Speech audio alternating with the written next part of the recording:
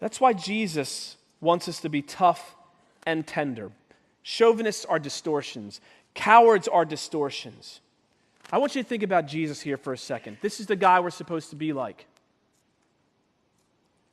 He was tough with religious bullies. He actually did throw down with them. Think about it. He went to the temple. He saw what they were doing. Jesus sat down on a stool probably, got some cords together, sat there and fashioned a whip. Took a while to fashion the whip, had time to think about it, and decided to go ahead and whip some you-know-what. And he went to the temple and he cleaned house with religious nut jobs.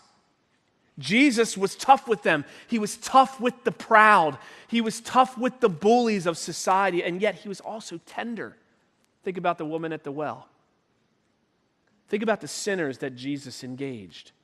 Think about the cast-offs from society that Jesus engaged. Think about the lepers, the paralytics, the blind, the women, and the children. And his disciples. He was tender with them.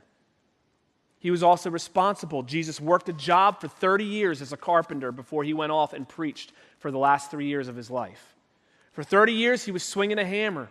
He was building things, working with rock, working with stone, working with wood.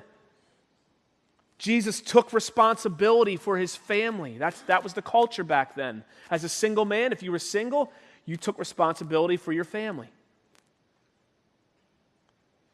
Jesus took responsibility for us. You ever think about that?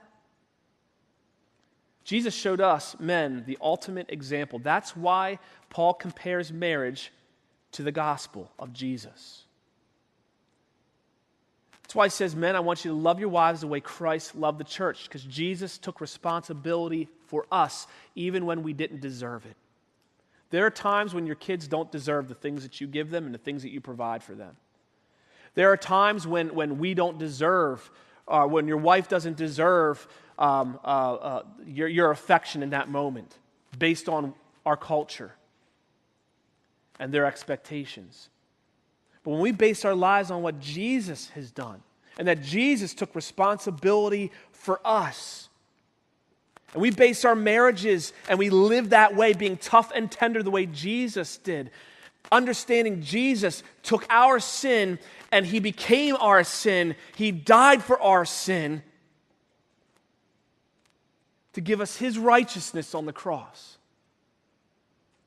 He took responsibility for us.